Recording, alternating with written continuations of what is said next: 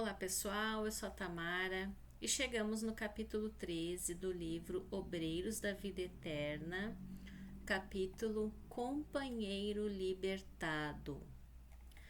Depois de vários preparativos, principalmente ao lado de Cavalcante, que piorara após a intervenção cirúrgica, Jerônimo articulou providências referentes à desencarnação de Dimas, cuja posição era das mais precárias.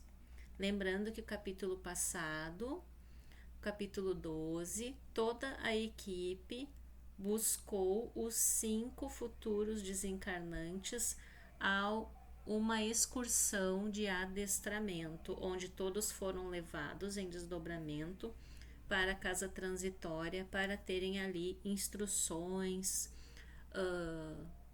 uma conversa preparativa. E ao retornarem ao seu corpo material, cada um teve uma lembrança, uma vaga lembrança deste encontro, interpretando conforme cada um a sua crença. Então, de manhãzinha, após entender-se com a irmã Zenóbia quanto à localização do primeiro amigo a libertar-se dos laços físicos, o assistente convidou-nos ao trabalho.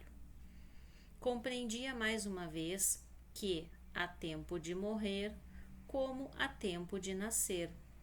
Dimas alcançara o período de renovação e por isso seria subtraído à forma grosseira, de modo a transformar-se para o novo aprendizado. Não fora determinado o dia exato, atingira-se o tempo próprio. Recordando, contudo, o meu caso particular e sequioso de elucidações construtivas, ousei interrogar nosso orientador enquanto regressávamos ao círculo carnal pela manhã.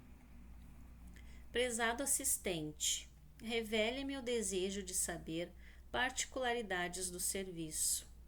Poderá, todavia, informar-me se Dimas desencarnará em ocasião adequada? Viveu ele toda a cota de tempo suscetível de ser aproveitada por seu espírito na crosta da terra? Completou a relação de serviços que o trouxera ao renascimento? Não, respondeu o interpelado com firmeza. Não chegou a aproveitar todo o tempo prefixado. Oh, terá sido como fui, suicida inconsciente? Penetrei nossa colônia nessa condição e antes de obter a graça do refúgio renovador, experimentei acerbos padecimentos. Enunciando tal apreciação, ponderava sobre a tarefa especial de socorrê-lo. Razões fortes, de certo, motivariam o esforço que se levava a efeito, mas a informação do orientador desconcertava-me. Se o irmão referido não completar o tempo previsto ao roteiro de obrigações que lhe fora traçado, por que tamanha consideração? Por que essa assistência, esse auxílio para o seu desencarne? André não teve isso. Mereceria um movimento excepcional de assistência individualizada? Que motivo impeliria a esfera superior a prestar-lhe tanta atenção? Jerônimo compreendeu, sem dúvida, a venenosa preocupação que me dominava o pensamento, mas absteve-se de longas explicações, confirmando simplesmente: Não, André, nosso amigo não é suicida. Mais acertado seria silenciar raciocínios suspeitos. Entretanto, meu inveterado instinto de pesquisa intelectual era demasiado forte para que eu me dominasse.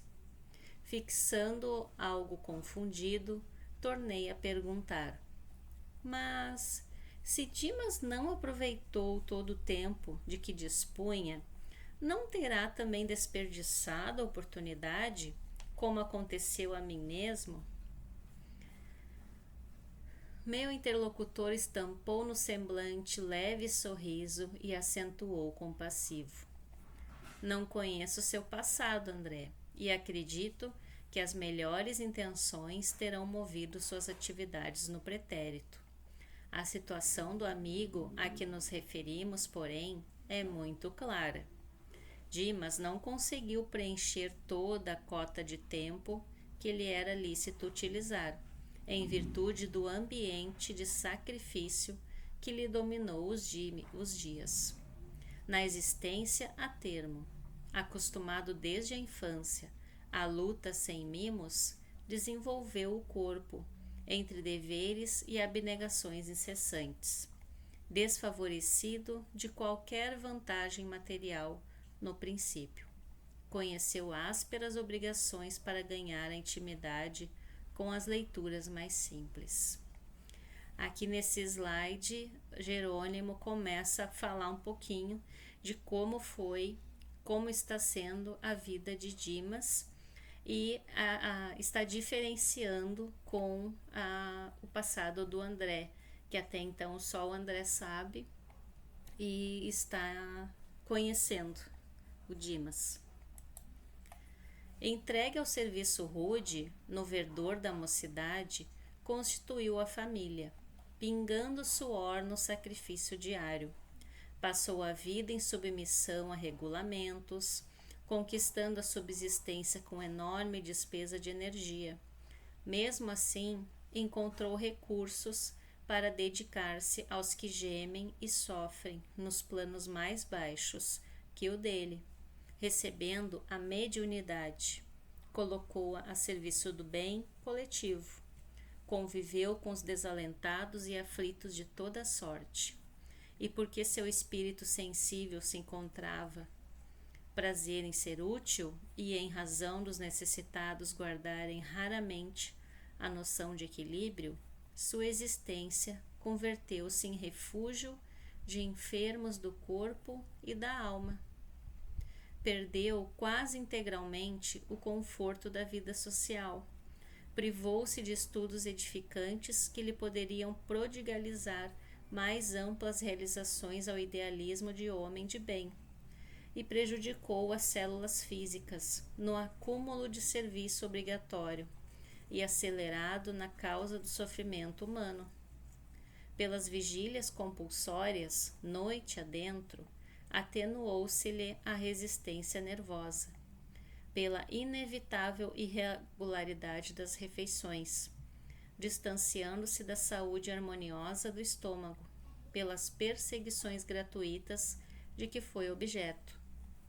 Gastou fosfato excessivamente, ou seja, pensou muito, e pelos choques reiterados com a dor alheia, que sempre lhe repercutiu amargamente no coração, alojou destruidoras vibrações no fígado, criando afecções morais que o incapacitaram para as funções regeneradoras do sangue.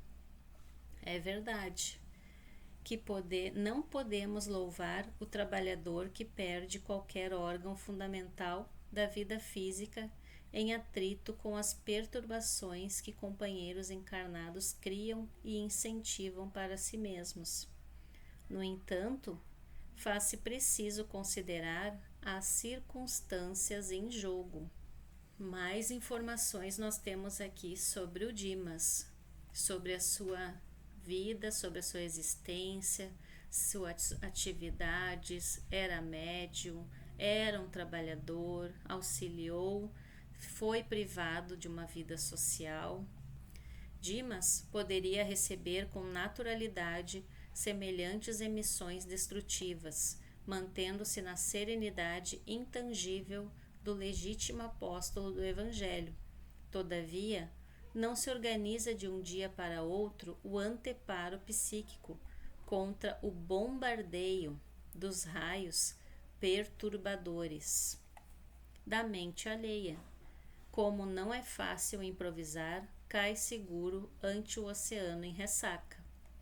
Cercado de exigências sentimentais, subalimentado, mal dormido, teve as reiteradas congestões hepáticas, convertidas na cirrose hipertráfica, portadora da desintegração do corpo. interrompeu-se o orientador, como me sentisse fundamente envergonhado pelo paralelo que inadvertidamente estabelecera. Jerônimo acentuou. Segundo observamos, há existências que perdem pela extensão, ganhando, porém, pela intensidade. A visão imperfeita dos homens encarnados reclama o exame acurado dos efeitos, mas a visão divina jamais despreza minuciosas investigações sobre as causas. Calei-me humilhado. O hábito de analisar pessoas e ocorrências unilateralmente, mais uma vez, me impunha proveitosa decepção. Naturalmente, o assistente conhecia minha antiga posição. Estaria informado de meus desvios anteriores, mas dignava-se evitar-me desapontamento mais fundo com referências comparativas. Assomaram-me recordações do passado, mais nítidas e esclarecedoras. Inegavelmente, conduzir a minha última experiência como melhor me pareceu. Tomava refeições calmas e substanciosas. A horas certas, dera-me a estudos prediletos, dispunha de meu tempo com rigorosa independência nas decisões. Cerrava a porta aos clientes antipáticos, quando me faltava disposição para suportá-los. Nunca molestara o fígado por sofrimentos alheios, porque era ele pequeno para conter as vibrações destruidoras de minhas próprias irritações, ao sentir-me contrariado nos pontos de vista pessoais, e, sobretudo, aniquilara o aparelho gastrointestinal pelo excesso de comestíveis e bebedices aliados à sífilis, a que eu mesma dera guarida, levianamente. Havia, portanto, muita diversidade entre o caso Dimas e eu. O dedicado servidor do bem empregara as possibilidades que o céu lhe confiara, em benefício de outrem. Quanto a mim, centralizado em mim mesmo, gozara essas possibilidades até o clímax, perdendo-me pela abusiva saciedade. Jerônimo era, porém, suficientemente bom para não comentar realidades tão duras, reafirmando a generosidade espontânea que o caracterizava. Desarticulou minhas impressões desagradáveis, tangendo assuntos novos. Em breve, chegávamos à residência do enfermo, cujo estado era gravíssimo. Alguns amigos desencarnados velavam atentos. Iluminada entidade que evidenciava grande interesse pelo agonizante, acercou-se do assistente, indagando se o decesso fora marcado para aquele dia.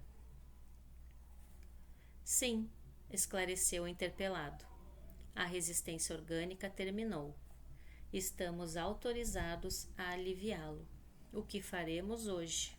Alijando-lhe o fardo pesado de matéria densa. A interlocutora consultou-o ainda sobre a oportunidade de reunir ali alguns beneficiados da missão cumprida pelo moribundo, que lhe desejavam testemunhar carinhoso apreço no derradeiro dia carnal. Minha amiga compreende as dificuldades inerentes ao assunto, respondeu o nosso dirigente com gentileza. Se Dimas estivesse plenamente senhor das emoções, não surgiria inconveniente algum. Entretanto, ele permanece agora sob agitações psíquicas muito fortes. Conhece o fim próximo do aparelho carnal, mas não pode esquivar-se de súbito às algemas domésticas. Teme o futuro dos seus, conserva-se em total descontrole dos nervos e enlaça-se nas missões de inquietude da esposa e dos filhos. Cremos ser inoportuna essa visita compacta no decorrer das atividades da desencarnação, mesmo em se tratando dos melhores amigos do doente, para que se lhe não agrave o descontrole mental. Dimas poderá, não obstante, ser amparado pelo afeto dos que por ele têm afeição. Logo se desfaça do corpo grosseiro. Além disso, sugiro que manifestação de carinho, merecida e justa, lhe seja prestada por quantos o estimam, no dia em que nos deslocarmos da casa transitória de Fabiano para as regiões mais altas. Nosso irmão e cooperador descansará ali, sob atencioso cuidado, junto de outros amigos em condições análogas. Não faltaremos com um aviso prévio sobre sua partida, para que se congreguem conosco os seus afeiçoados, na prece de reconhecimento que elevaremos ao Todo-Poderoso. A consulente manifestou sincera satisfação e acentuou: bem lembrado, esperaremos a comunicação no instante oportuno. Logo após, despediu-se, afastando-se ao lado de outros visitantes de nossa esfera, que nos deixavam agora campo livre para nossa necessária atuação.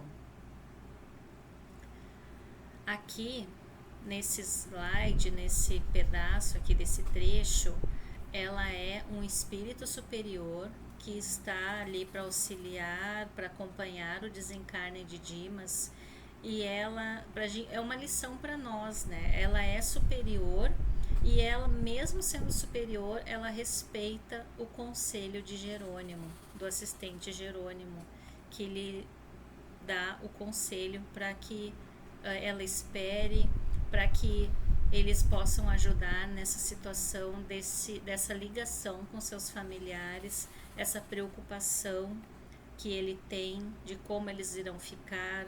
Ele sabe intimamente a sua situação, que o fim está próximo do corpo material. E mesmo assim, ela respeita a opinião dele. O transe era, sem dúvida, melindroso. A esposa do médium, ao pé dele, não obstante, prolongadas vigílias e sacrifícios estafantes, que a expressão fisionômica denunciava. Mantinha-se firme a seu lado, olhos vermelhos de chorar, emitindo forças de retenção amorosa, que prendiam o moribundo em vasto emaranhado de fios cinzentos, dando-nos a impressão de peixe encarcerado em rede caprichosa. Jerônimo apontou-a bondoso e explicou: nossa pobre amiga é o primeiro empecilho a remover. Improvisemos temporária melhora para o agonizante, a fim de sossegar-lhe a mente aflita. Somente depois de semelhante medida conseguiremos retirá-lo sem maior impedimento. As correntes de força exteriorizadas por ela infundem vida aparente aos centros de energia vital, já em adiantado processo de desintegração. Recomendou o assistente que Luciana e Hipólito se mantivessem ao lado da senhora, modificando-lhe as vibrações mentais e instruindo-me para coadjuvar-lhe a influenciação, como se fazia a Mister. Enquanto mantinha as mãos coladas ao cérebro de Dimas, propiciando-lhe a renovação das forças gerais, Jerônimo aplicava-lhe passes longitudinais, desfazendo os fios magnéticos que se entrecruzavam sobre o corpo abatido. Reparei que o moribundo se encontrava já em dolorosas condições. Plenamente desorganizado, o fígado começava definitivamente a paralisar suas funções. O estômago, o pâncreas e o duodeno apresentavam anomalias estranhas. Os rins pareciam praticamente mortos. Os glomérulos prendiam-se aos ramos arteriais como pequeninos botões arroxeados. Os tubos coletores, enrijecidos, prenunciavam o fim do corpo. Sintomas de gangrena pesavam em toda a atmosfera orgânica. O que mais impressionava, porém, era a movimentação da fauna microscópica. Corpúsculo das mais variadas espécies nadavam nos líquidos acumulados no ventre, concentrando-se particularmente no ângulo hepático, como a buscarem alguma coisa, com avidez, nas vizinhanças da vesícula. O coração trabalhava com dificuldade. Enfim, o enfraquecimento atingira o auge. Precisamos fornecer-lhe melhoras fictícias, asseverou o dirigente. A câmara está repleta de substâncias mentais torturantes. O assistente principiou então a exercer intensivamente sua influência. Dimas, de raciocínio obnubilado pela dor, não divisava a nossa presença. Os atritos celulares, pelo rápido desenvolvimento dos vírus portadores do coma, impediram-lhe percepções claras. As proveitosas faculdades mediúnicas que ele possuía haviam caído em temporário eclipse, ante os choques do sofrimento. Era, porém, extremamente sensível à atuação magnética. Pouco a pouco, com a interferência de Jerônimo, o amigo acalmou-se. Respirou em ritmo quase normal. Abriu os olhos fundos e exclamou reconfortado: Graças a Deus! Louvado seja Deus! Um dos filhos, a contemplá-lo de olhos súplices, seguiu-lhe as palavras ansioso, indagando num gesto de alívio: Melhorou, papai? Oh, sim, meu filho. Agora respiro mais livremente. Sente os amigos espirituais ao seu lado? Tornou o rapaz, cheio de fé. O enfermo sorriu, algo triste, e retrucou: Não. Quero crer que o sofrimento físico cerrou a porta que me comunicava com a esfera invisível. Mesmo assim, estou muito confiante. Jesus não nos desampara. Fixou a companheira em lágrimas e aduziu: Todos nós experimentaremos a solidão nos grandes momentos de aferir valores espirituais. Estou convencido de que os nossos guias do plano superior não me olvidarão as necessidades. Entretanto, não devo esperar que tomem cuidado permanente comigo. Falava em voz quase imperceptível em virtude do abatimento, entrecortando as palavras na respiração opressa. A senhora vacilante estava inteiramente amparada por Luciana, que a abraçava afetuosa. Viam-se-lhes os sinais de angustioso cansaço. Lágrimas espessas corriam-lhe dos olhos congestionados. Jerônimo agora pousava à destra na fronte do moribundo, proporcionando-lhe força, inspiração e ideias favoráveis ao desdobramento de nossos serviços. Dimas mostrou novo brilho no olhar, encarou a companheira, esforçando-se por parecer tranquilo, e rogou: Querida, vá descansar. Peço-lhe, tantas noites a fio de sentinela acabarão por aniquilá-la. Que será de mim, doente e exausto, se o desânimo surpreender-nos a todos? Fez mais longo intervalo e prosseguiu: Repouse a meu pedido. Ficaria tão satisfeito se a visse mais forte. Não se retarde, sinto-me muito melhor e sei que o dia será de calma e reconforto. Cedendo às instâncias do esposo e docemente constrangida pela influência de Luciana e Hipólito, a matrona recolheu-se ao quarto. Em vista das melhoras obtidas, houve expansão de júbilo familiar. O médico foi chamado, radiante. O clínico asseverou que os prognósticos contrariavam suposições anteriores. Renovou as indicações, dispensou os anestésicos e recomendou ao pessoal doméstico que entregasse o doente ao repouso absoluto. Dimas acusava melhoras surpreendentes. Era razoável, portanto, que a câmara fosse deixada em silêncio para que ele tivesse um sono reparador. O Esculápio, que é o médico, atendia-nos ao desejo. Em breves minutos, o compartimento ficou solitário, facilitando-nos o serviço. O assistente distribuiu o trabalho a todos nós. Hipólito e Luciana, depois de tecerem uma rede fluídica de defesa em torno do leito para que as vibrações mentais inferiores fossem absorvidas, permaneceram em prece ao lado, enquanto eu mantinha a destra sobre o plexo solar do agonizante.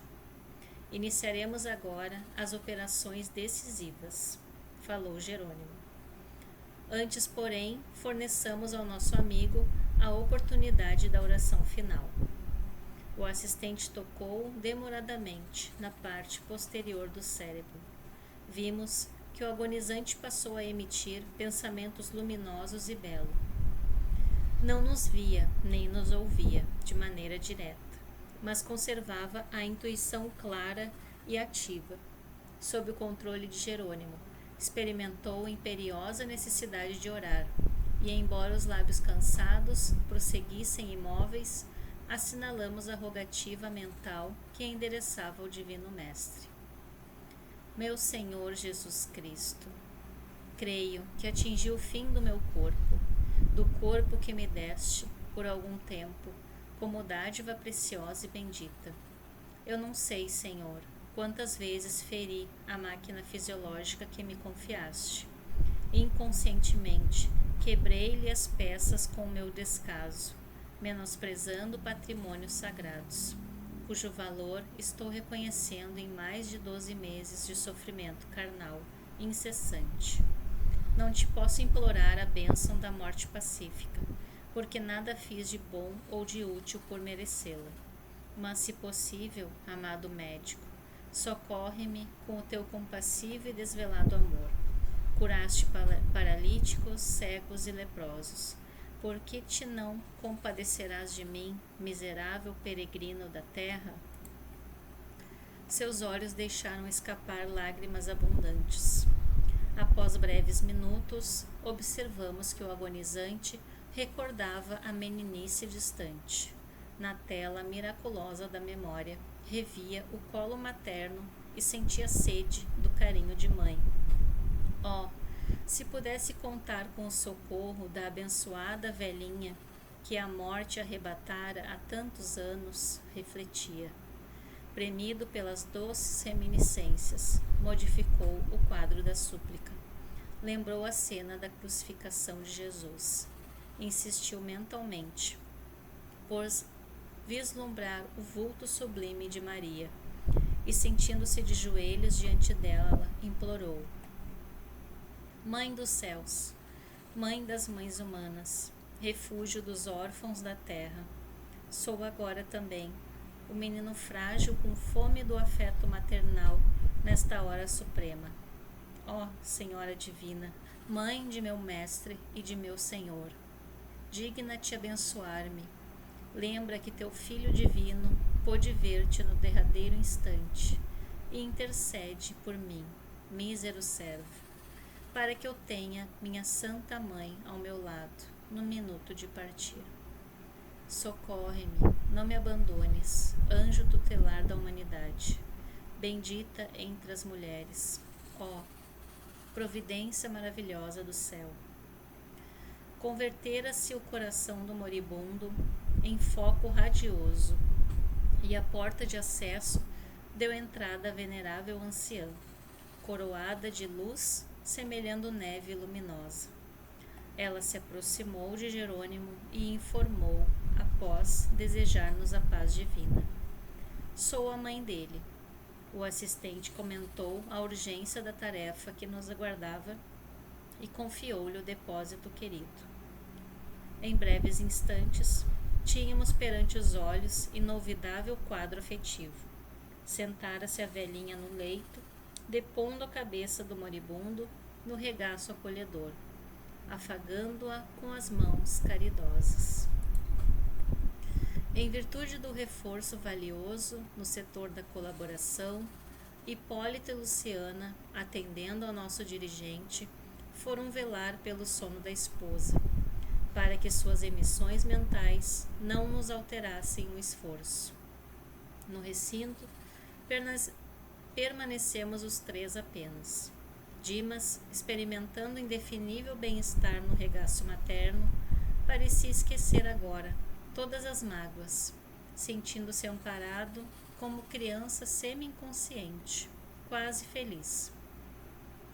ordenou Jerônimo que me conservasse vigilante, de mãos coladas à fronte do enfermo, passando logo após o serviço complexo e silencioso de magnetização. Em primeiro lugar, insensibilizou inteiramente o vago, para facilitar o desligamento nas vísceras. A seguir, utilizando passes longitudinais, isolou todo o sistema nervoso simpático, neutralizando mais tarde as fibras inibidoras do cérebro. Descansando alguns segundos, asseverou: não convém que Dimas fale agora aos parentes. Formularia talvez solicitações descabidas. Indicou o desencarnante e comentou sorrindo: noutro tempo, André, os antigos acreditavam que entidades mitológicas cortavam os fios da vida humana. Nós somos parcas autênticas, efetuando semelhante operação. E porque eu indagasse, tímido, por onde iríamos começar, explicou-me o orientador. Segundo você sabe, há 3 regiões orgânicas fundamentais que demandam extremo cuidado nos serviços de liberação da alma: o centro vegetativo, ligado ao ventre, como sede das manifestações fisiológicas; o centro emocional, zona dos sentimentos e desejos, sediado no tórax; e o centro mental, mais importante por excelência, situado no cérebro.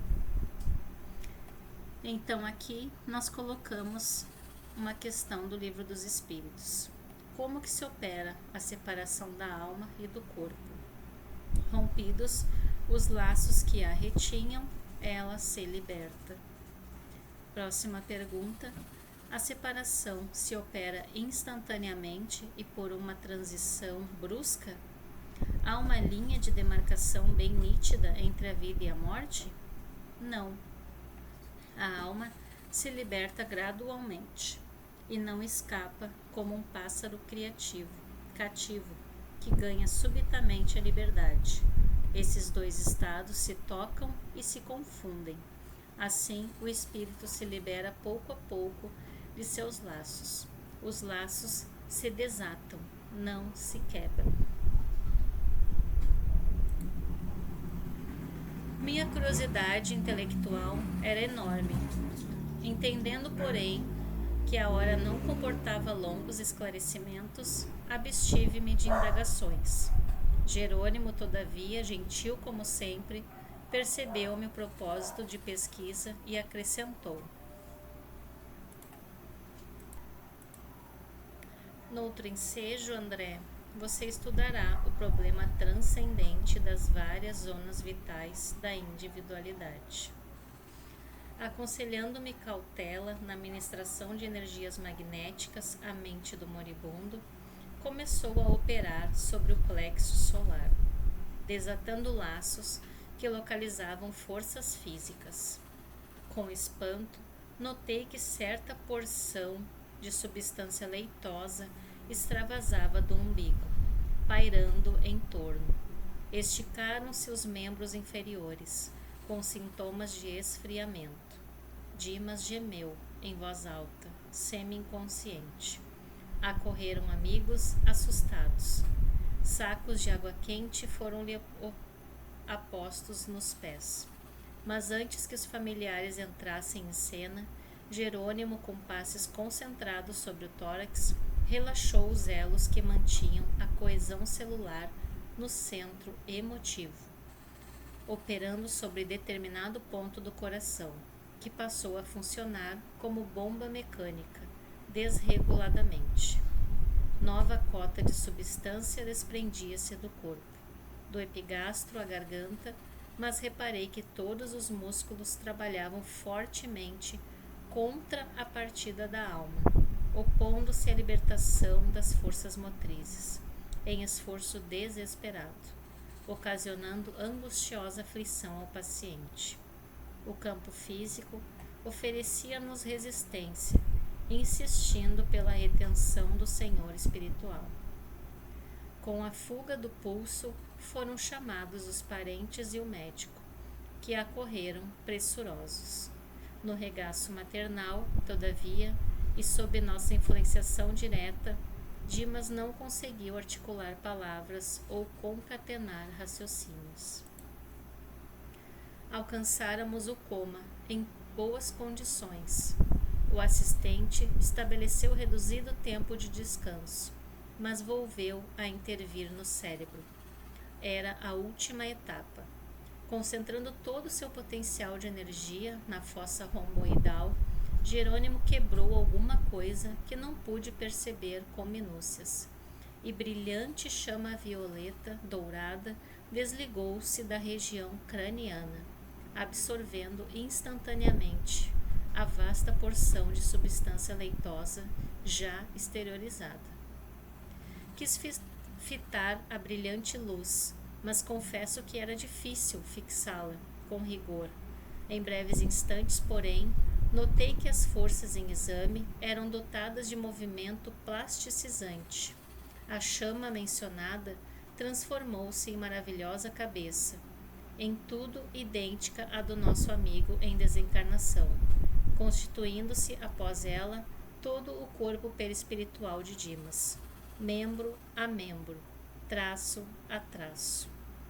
E, à medida que o novo organismo ressurgia ao nosso olhar, a luz violeta dourada fulgurante no cérebro empalidecia gradualmente, até desaparecer de todo, como se representasse o conjunto dos princípios superiores da personalidade, momentaneamente recolhidos a um único ponto, espraiando-se em seguida através de todos os escaninhos do organismo perispirítico, assegurando desse modo a coesão dos diferentes átomos das novas dimensões vibratórias. Dimas desencarnado elevou-se alguns palmos acima de Dimas cadáver, apenas ligado ao corpo através de leve cordão prateado, semelhante a sutil elástico entre o cérebro de matéria densa, abandonado, e o cérebro de matéria rarefeita, do organismo liberto. A genitora abandonou o corpo grosseiro, rapidamente, e recolheu a nova forma, envolvendo-a em túnica de tecido muito branco, que trazia consigo. Para os nossos amigos encarnados, Dima morrera, inteiramente. Para nós outros, porém, a operação era ainda incompleta. O assistente deliberou que o cordão fluídico deveria permanecer até o dia imediato, considerando as necessidades do morto, ainda imperfeitamente preparado para o desenlace mais rápido.